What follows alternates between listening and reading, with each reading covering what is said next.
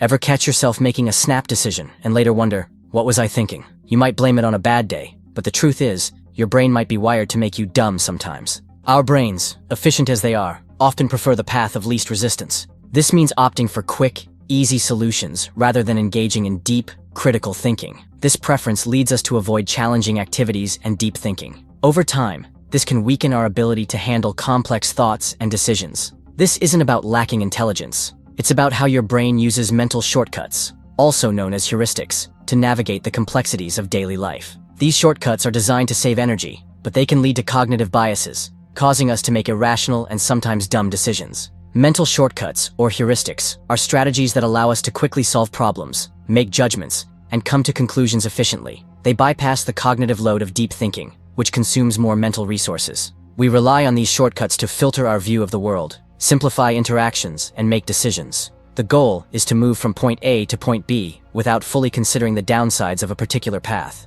While mental shortcuts serve a purpose, they're not always accurate. Over-reliance on them can lead to several cognitive biases that skew our perception and judgment. Here are 7 mental shortcuts that might be making you dumb and how to combat them. Number 1. Confirmation bias, the echo chamber effect. Confirmation bias goes beyond simply favoring information that aligns with your beliefs. It actively shapes how you interpret ambiguous evidence. You might unconsciously twist facts or selectively remember details to fit your pre-existing worldview. It's like having a personal filter that only allows information that agrees with you to pass through. For example, if you believe drinking milk is bad, you might focus on research that says milk is harmful and dismiss evidence that suggests it's beneficial. It limits your ability to see the full picture, leading to narrow-mindedness and poor decision-making based on incomplete information. You may reinforce existing ideas instead of coming to an objective conclusion. To combat it, actively seek out diverse opinions and information, even those that challenge your beliefs. Try using the steel man technique, where you try to understand and present the opposing argument in its strongest possible form before critiquing it. This forces you to engage with the opposing view in a more nuanced and charitable way. Number 2. Fundamental attribution error.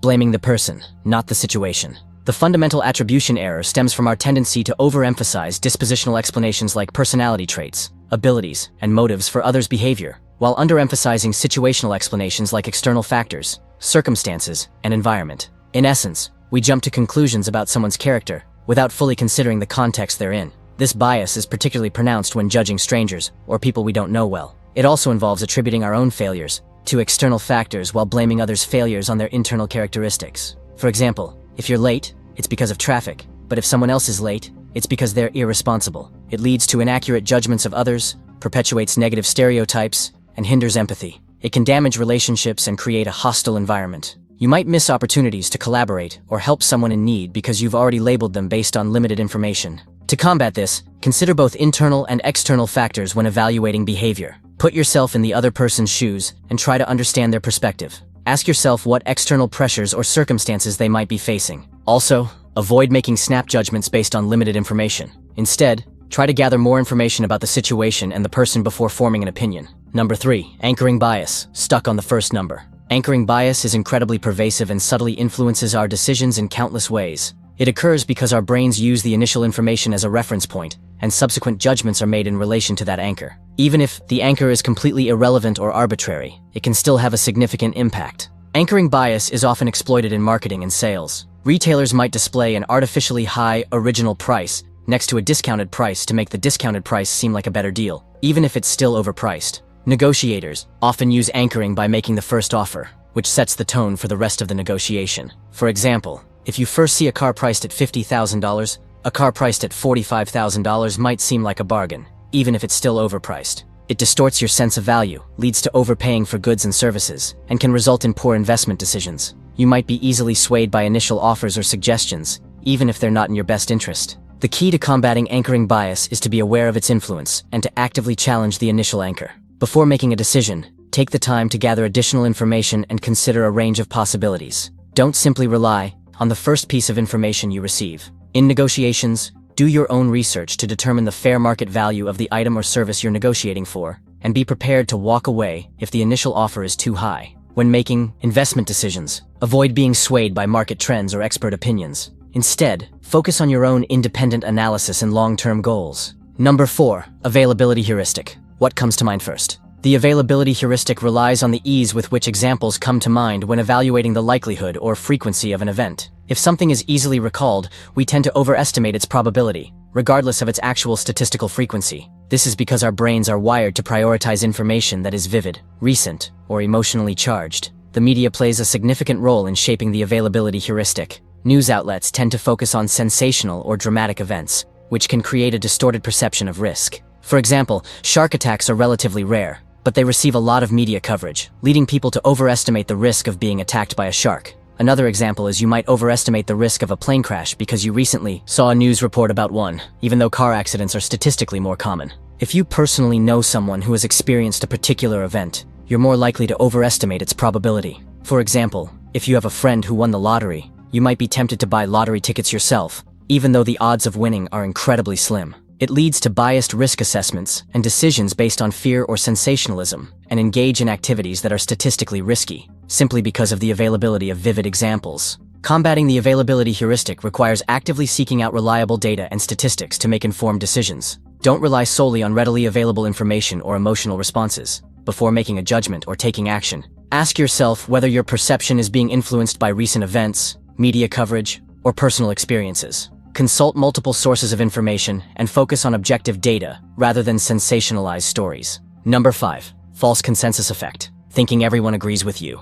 The false consensus effect is a cognitive bias where we overestimate the degree to which others share our own beliefs, attitudes, and behaviors. We tend to assume that our way of thinking is the norm, and that those who disagree with us are somehow flawed or misguided. This bias stems from several factors, including selective exposure. We tend to associate with people who are similar to us. Egocentric bias. We tend to see the world from our own perspective. And motivational factors. We want to believe that our beliefs are valid and shared by others. The false consensus effect can have a significant impact on our social interactions and political views. In a work environment, the false consensus effect can lead to poor communication and collaboration if team members assume that everyone shares the same understanding and expectations. It can lead to misunderstandings, conflicts, poor social judgments, and a failure to recognize diverse perspectives. It can make you less tolerant of those who hold different views and more likely to dismiss their opinions as invalid. The key to overcoming the false consensus effect is to recognize that everyone has their own unique perspective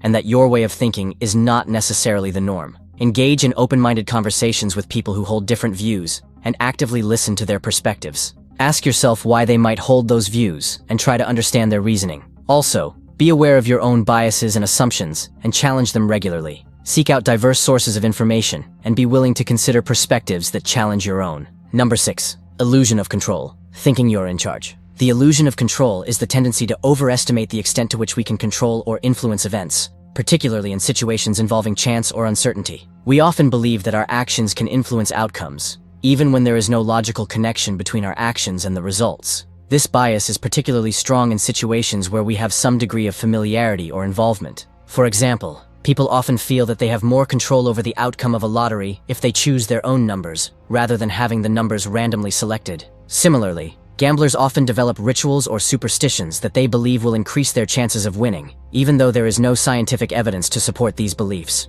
It leads to wasted effort, unrealistic expectations, potentially risky behavior, and a failure to accept the role of chance. It can make you overconfident in your abilities and more likely to take on projects or tasks that are beyond your capabilities. The best way to combat the illusion of control is to be realistic about what you can and cannot control. Focus on actions that have a direct impact on your desired outcome, and accept that some events are simply beyond your influence. Learn to distinguish between skill-based activities and chance-based activities. In skill-based activities, your efforts and abilities will directly influence the outcome. In chance-based activities, the outcome is largely determined by random factors. Also, avoid developing superstitions or rituals that give you a false sense of control. Instead, focus on developing the skills and knowledge that will actually increase your chances of success. Number 7. Dunning-Kruger effect. Knowing just enough to be dangerous. The Dunning-Kruger effect is a cognitive bias, where individuals with low competence in a particular area tend to overestimate their abilities, while those with high competence tend to underestimate their abilities.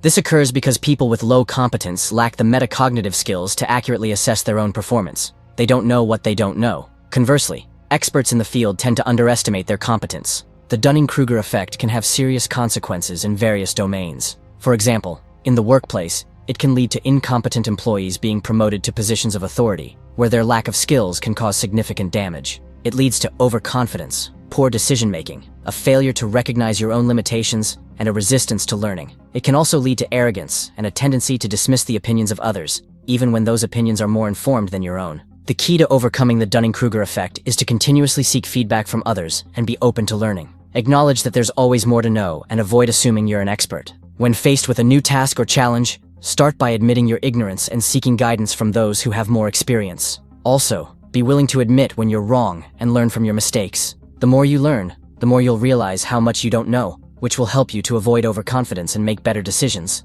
Actively seek out constructive criticism and use it as an opportunity to improve your skills and knowledge. Thank you for watching. Please like and share this video, and subscribe to Iron Drift for more content like this.